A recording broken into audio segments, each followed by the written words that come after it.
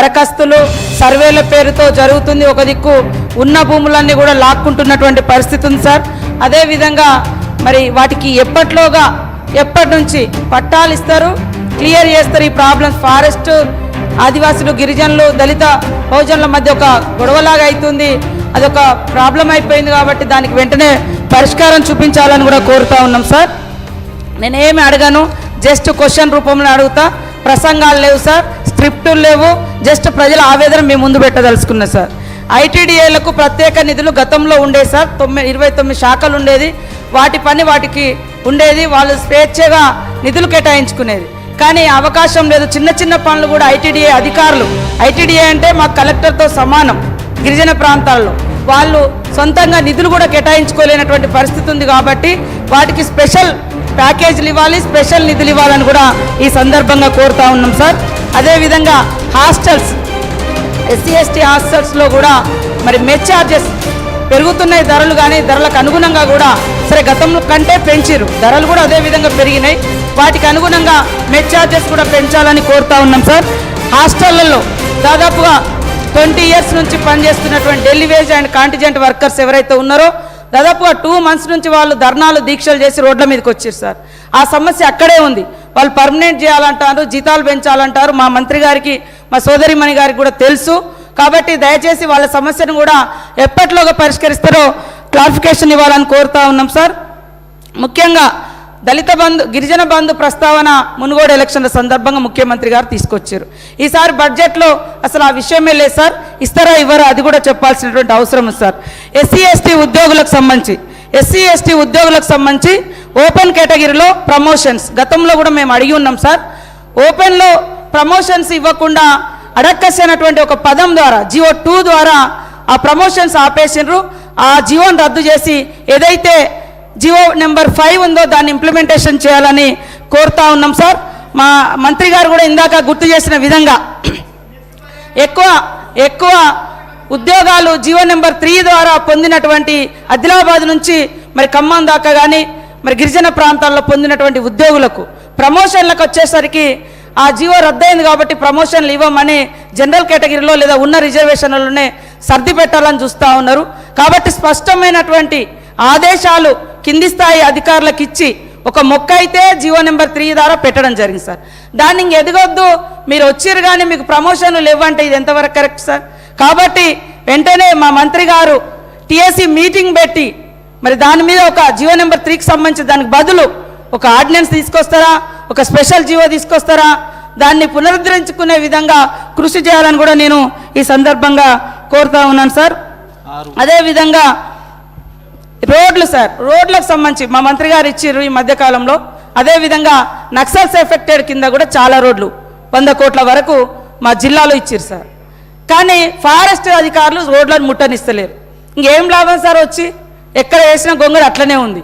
కాబట్టి ఒక అధికారిని, స్పెషల్ అధికారిని నియమించి ఆ రోడ్లు అమలయ్యే విధంగా చూడాలని కోరుతా ఉన్నాం సార్. ఫారెస్ట్ ఇబ్బందులు లేకుండా చేయాలని కోరుతా ఉన్నాం సార్. గిరివికాస బోర్లు నిధులు కేటాయించిన అక్కడ పోయి బోర్ వేసే టైంకు బోర్ను సీజ్ చేస్తూ ఉంటారు. బోర్ వేసిన కాడ కరెంట్ కనెక్షన్ ఉండట్లేదు, ఇవ్వట్లేదు. ఏమంటే ఐటీడీఏలో నిధులు లేవు. ఇట్లాంటి ప్రాబ్లమ్స్ ఐటీడీఏలు కూడా ఎదుర్కొంటా ఉన్నాయి. కాబట్టి ఐటీడీఏలకు స్వేచ్ఛ ఇవ్వాల్సిన అవసరం ఉంది సార్. కొమ్రం భీం గారి పోరు జిల్లాలు, పోరు గ్రామాలు ఆదిలాబాద్లో వారితో పోరాటంలో పాల్గొని ఆ రోజు ఉన్నటువంటి మరి పోరు గ్రామాలు 16 గ్రామాలకు ముఖ్యమంత్రి గారు అక్కడికి వెళ్ళినప్పుడు ఇళ్ళు కానీ రోడ్లు కానీ అవన్నీ సౌకర్యాలు ఇస్తామన్నారు సార్. అవి అమలు కాలేదు. దయచేసి వాటిని కూడా పరిగణలోకి తీసుకొని నిధులు కేటాయించాలని కోరుతా ఉన్నాం. అదేవిధంగా నియోజకవర్గానికి 2000 ఇండ్లు అన్నారు సార్. ఫస్ట్ ఎప్పుడు 2014లో ఇండ్లు కేటాయించారు. అప్పటి నుంచి ఇప్పటి వరకు మళ్ళీ ఇండ్లు రాలే. మరి ఎక్కడెక్కడ ఇండ్లు కూలిపోయి పేదలు, దళితులు, గిరిజనులు, బహుజనులు, మైనార్టీలు, అగ్రకులాల్లో కూడా పేదవాళ్ళకి ఇండ్లు లేక పాలిథిన్ కవర్లలో ఉంటున్నారు. దయచేసి మాలాంటి వెనుకబడ్డ నియోజకవర్గాలకు, అత్యధికంగా వెనుకబడ్డ కులాలు ఉన్నటువంటి నియోజకవర్గాలకు మరి నిధులు కేటాయించాలని, ఇల్లు కేటాయించాలని ఈ సందర్భంగా కోరుతా ఉన్నాం సార్. అదేవిధంగా ఐకేపీకి సంబంధించి మరి మహిళా సంక్షేమం సంబంధించి మహిళా సంక్షేమం ఉంది. మేడం చెప్పింది కదా, మేడం చెప్పింది ఐకేపీ ఉద్యోగుల జీతాల పెంపు, ఉద్యోగ భద్రత అడుగుతా ఉన్నారు సార్. మేడం గారు దాని గురించి కూడా నిర్ణయం తీసుకోవాలని, అదేవిధంగా అంగన్వాడీలు రిటైర్మెంట్ బెనిఫిట్స్ కానీ మిగతా ఉద్యోగులకు ఉన్నటువంటి భద్రత కానీ లేదని వారు కూడా అడుగుతూ ఉన్నారు.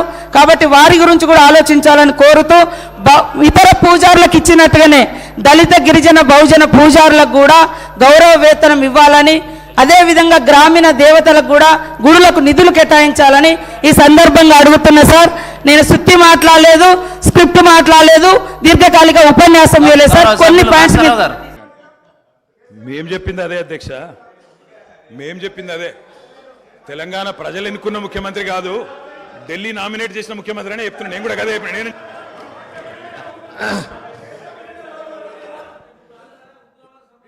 ఒక్క నిమిషం. ఈ సంప్రదాయం అనేది కొత్తది కాదు అధ్యక్ష. తెలంగాణ రాష్ట్ర ప్రజలు కూడా తెలుసు, కాంగ్రెస్లో ఈ సిస్టమ్ ఉన్నది, ఈ ఆనవాయితీ ఉన్నది. ఖచ్చితంగా కాంగ్రెస్ పార్టీ ఈ ఆనవాయితీ పాటిస్తుంది. ప్రతి ఒక్క శాసనసభ్యుడు కాంగ్రెస్ పార్టీ నుండి హైకమాండ్ని గౌరవిస్తాడు, హైకమాండ్ ఒక నిర్ణయాన్ని గౌరవిస్తున్న విషయాన్ని తమ ద్వారా గౌరవ సభ్యులు తెలియజేస్తున్నారు అధ్యక్ష. అధ్యక్ష అధ్యక్ష అధ్యక్ష నేను ఒక్కడిని మాట్లాడుతున్నాను ఇక్కడ నుంచి. ముఖ్యమంత్రి గారితో సహా 5 మంత్రులు ఇంటరప్ట్ చేస్తున్నారు. ఇదేం పద్ధతి అధ్యక్ష? ఇది అధ్యక్ష, ఇది మీరు నడపాలా, హౌస్ని మీరు నడపాలా అధ్యక్ష. వారు సార్ వినండి sir. In a democracy sir, we have utmost respect for you. Prasad garu, speaker garu, మీరంటే చాలా రెస్పెక్ట్ ఉంది అధ్యక్ష. The opposition in a democracy has its say, the government has its way. మేము మాట్లాడిన తర్వాత వాళ్ళకి పుష్కలంగా మైక్ ఇవ్వండి, గంటలు మాట్లాడమని నేను వద్దనట్లేదు సార్. కానీ ఈ రకంగా ఒక వ్యక్తి మాట్లాడుతుంటే, ఒక సభ్యుడు మాట్లాడుతుంటే ముఖ్యమంత్రి గారితో సహా 5 మంత్రులు లేచి, ప్రభాకర్ గారు, దామోదర్ గారు, శ్రీధర్ బాబు గారు, బట్టి గారు, ముఖ్యమంత్రి గారు అందరూ మాట్లాడితే, గౌరవ కేటీఆర్ గారికి నా సూచన సార్, గవర్నర్ ప్రసంగం విషయంలో దాన్ని మాట్లాడుతున్నా సార్. నేను వారు మాట్లాడిన దాన్ని మాట్లాడుతున్నా. నేను ఈ డీవియేషన్ రాదు మనకు. నేను అదే అండి, వారు మాట్లాడింది రైట్ సార్. ఎన్ఆర్ఐలు నాన్ రిలయబుల్ ఇండియన్స్ అన్నారు. మరి ప్రపంచవ్యాప్తంగా ఉన్న ఎన్ఆర్ఐలు గమనించాలా. కాంగ్రెస్ పార్టీకి ఎన్ఆర్ఐల మీద ఉన్న గౌరవం, ఎన్ఆర్ఐల పట్ల ఉన్న ప్రేమ, గౌరవ ముఖ్యమంత్రి గారికి ఉన్న ప్రేమ గమనించాలని నేను కోరుతా ఉన్నా. ఇంకొక మాట అధ్యక్ష, ఎన్ఆర్ఐలు అన్నారు అధ్యక్ష. ఎవరు అధ్యక్ష? 100 కోట్ల మంది భారతీయులను కాదని బయట నుంచి తెచ్చుకున్న అధ్యక్షులు తీసుకుంది ఎవరు అధ్యక్ష?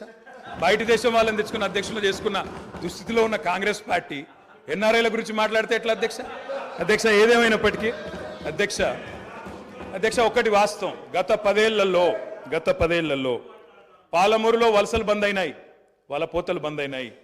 14 రాష్ట్రాల నుంచి కూలీలు వచ్చి వాళ్ళ తెలంగాణలో నాట్లేస్తున్న విషయం వాస్తవం కాదా?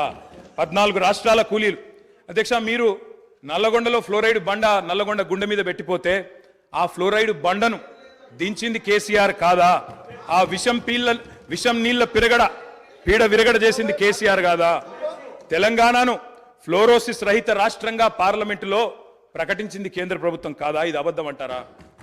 సడుగులు విరిగిన సాలెల మగ్గానికి మంచి రోజులు తెచ్చింది కేసీఆర్ ప్రభుత్వం కాదా? ఇవాళ నేతన్నల ఆత్మహత్యలతో సిరిసిల్లను మీరు ఉరిసిల్లగా చేస్తే దాన్ని మళ్ళీ తిరిగి సిరిశాలగా చేసింది కేసీఆర్ ప్రభుత్వం కాదా? కునారిల్లిపోయిన కుల వృత్తులకు కొత్త ఊపిరులుదింది కేసీఆర్ ప్రభుత్వం కాదా? కాలే కడుపుతో అర్ధాకలితో ఎవ్వరు వండుకోవద్దని చెప్పి మానవీయ కోణంలో ఆలోచించి సంక్షేమంలో స్వర్ణయుగం సృష్టించింది, ఆసరగా నిలబడ్డది కేసీఆర్ ప్రభుత్వం కాదా? 200 రూపాయల పెన్షన్ను 2000 చేసింది కేసీఆర్ ప్రభుత్వం కాదా? అధ్యక్ష నిన్న గ్రామీణాభివృద్ధి గురించి మాట్లాడుతూ ఈ ప్రభుత్వం ప్రాపగాండాకు ఎక్కువ పెద్దపీట వేసిందన్నారు అధ్యక్ష. వాళ్ళ హయాంలో 50 ఏళ్లలో అధ్యక్ష ఒక్క గంగదేవిపల్లె చెప్పుకుందరు, ఒక అంకాపూర్ చూపెడుదురు. అది కూడా పాప మా గ్రామస్తులు చేసుకున్నారు, వీళ్ళు చేసింది ఏం లేదు. కానీ మా హయాంలో మా 10 ఏళ్లలో గర్వంగా చెప్తున్నా సార్, 3% కంటే తక్కువ జనాభా ఉన్న తెలంగాణ జాతీయ పంచాయతీ అవార్డులలో 30% అవార్డులు గెలుచుకునే విధంగా ప్రభుత్వాన్ని నడిపినాం, పల్లె ప్రగతిని చేసి చూపెట్టినాం. కావాలంటే చూసుకోవచ్చు. ఏ పల్లెకు పోయినా ట్రాక్టర్లు, ట్యాంకర్లు, ఏ పల్లెకు పోయినా ట్రాలీలు, ఏ పల్లెకు పోయినా డంపింగ్ యార్డులు, ఏ పల్లెకు పోయినా ఇంటి ముంగడయ్యాల నీళ్లు, బ్రహ్మాండంగా చెట్లు. ఇవి వాస్తవాలు కాదా అధ్యక్ష? ఇవాళ మీరు ఎంజాయ్ చేయండి, పర్వాలేదు. 10 ఏళ్ల తర్వాత ఎంజాయ్ చేయండి. సర్పంచులకు ఇది ఇస్తాం, మాజీలకు అది ఇస్తాం, బస్సు ఫ్రీ, బంగారం ఫ్రీ, బండి ఫ్రీ అని చెప్పి ఓట్ల కోసం చాలా చెప్పారు అధ్యక్ష. సంతోషం, చేయండి, మేము వద్దంటలేదు. నిర్మాణాత్మకమైన సూచనలు చేయమన్నారు, తప్పకుండా చేయండి. మీ మేనిఫెస్టోలోని ప్రతి హామీని నిలబెట్టుకోండి. We welcome it, we will support you. తప్పకుండా సపోర్ట్ చేస్తాం అధ్యక్ష. గత 10 ఏళ్లలో రక్తాన్ని రంగరించినాం, మెదళ్లను కరిగించినాం, ప్రాణం పెట్టి పనిచేసినాం కాబట్టే ఇవాళ ఒక్కొక్క రంగంలో భారతదేశంలోనే తెలంగాణ అగ్రగామిగా ఉన్నది. అధ్యక్ష, ఐటీ రంగంలో నిన్న వారు చెప్పినారు అధ్యక్ష, వారి అవగాహన, వారి పరిజ్ఞానం ఎంతుందో దాన్ని బట్టే చెప్పొచ్చు. నేనేం చెప్పినారు అధ్యక్ష, గవర్నర్ ప్రసంగంలో ఐటీఐఆర్ వచ్చి ఉంటే ఏదో జరిగి ఉండేది. అసలు ఐటీఐఆర్ అంటే అక్కడ కూర్చున్న వాళ్ళు ఒక్కరికైనా తెలుసా అధ్యక్ష? అసలు అది ఏందో తెలియదు అధ్యక్ష. నేను అడుగుతా ఉన్నా, ఇన్ఫర్మేషన్ టెక్నాలజీ ఇన్వెస్ట్మెంట్ రీజన్ ఏం చెప్పిన అధ్యక్ష? అందులో ఇన్ఫర్మేషన్ టెక్నాలజీ ఇన్వెస్ట్మెంట్ రీజన్ ప్రపోజల్లో 2013లో ఆనాడు యూపీఏ ప్రభుత్వం పెట్టినప్పుడు ఏం చెప్పారు అధ్యక్ష? అందులో ఐటీఐఆర్ అనేది కనుక వస్తే 2035వ సంవత్సరం కల్లా, 2035 అంటే ఇంకా 11 ఏళ్ల తర్వాత, 12 ఏళ్ల తర్వాత మనం అంటే ఉమ్మడి ఆంధ్రప్రదేశ్, ఆ రోజు ఇంకా తెలంగాణ అన్న మాట లేదు 2013లో, ఉమ్మడి ఆంధ్రప్రదేశ్గా మనం 2,09,000 కోట్ల ఎగుమతులకు చేరుకుంటాం 2035 కల్లా అని చెప్పారు ఐటీఐఆర్ ప్రపోజల్లో. కానీ అధ్యక్ష, మా ప్రభుత్వ పనితీరు వల్ల, మా గౌరవ పెద్దలు కేసీఆర్ గారి పనితీరు వల్ల 2022-23 సంవత్సరానికే 2,41,000 కోట్లకు ఐటీ ఎగుమతులను చేర్చింది మా ప్రభుత్వం అధ్యక్ష. ఐటీఐఆర్ లేకున్నా కేంద్రంలో ఉన్న బీజేపీ మోకాలు అడ్డం పెట్టినా అధ్యక్ష, ఆ 2035 టార్గెట్ను ఐటీఐఆర్ ఇయ్యకపోయినా సాధించిన ఘనత మా ప్రభుత్వానిది, మా నాయకుడు కేసీఆర్ది. తెలంగాణ అసెంబ్లీ సమావేశాలు హాట్ గా నడిచాయి. అధికార ప్రతిపక్ష సభ్యుల మధ్య విమర్శలు, ప్రతివిమర్శలు గట్టిగానే పేలాయి. ముఖ్యంగా సీఎం రేవంత్ రెడ్డి వర్సెస్ కేటీఆర్, హరీష్ గా సభలో మాటల తూటాలు పేలాయి. అయితే ఈ రోజు జరిగిన సభ తీరును చూసిన నెటిజన్లు ఆసక్తికర కామెంట్లు చేస్తున్నారు. ఎవరు అధికార పక్షము, ఎవరు ప్రతిపక్షము తెలియట్లేదంటూ తెలంగాణ అసెంబ్లీ సమావేశాలు వాడి వేడిగా సాగాయి. గవర్నర్ ప్రసంగానికి ధన్యవాద తీర్మానంపై జరిగిన చర్చ పూర్తిగా అధికార ప్రతిపక్ష సభ్యుల మధ్య మాటల యుద్ధంగా మారింది. గవర్నర్ ప్రసంగంలో బీఆర్ఎస్ ప్రభుత్వాన్ని నిరంకుశ పాలనగా అభివర్ణించడాన్ని బీఆర్ఎస్ నేత కేటీఆర్ తీవ్రస్థాయిలో ఖండించారు. ఈ క్రమంలో మొదలైన మాటల తూటాల పర్వం అసంతం విమర్శలు, ప్రతివిమర్శలతో నిలెక్కింది. అయితే కేటీఆర్ను ఎన్ఆర్ఐ అని, ఆయనది మేనేజ్మెంట్ కోటా అంటూ సీఎం రేవంత్ రెడ్డి తీవ్రస్థాయిలో కమెంట్ చేశారు.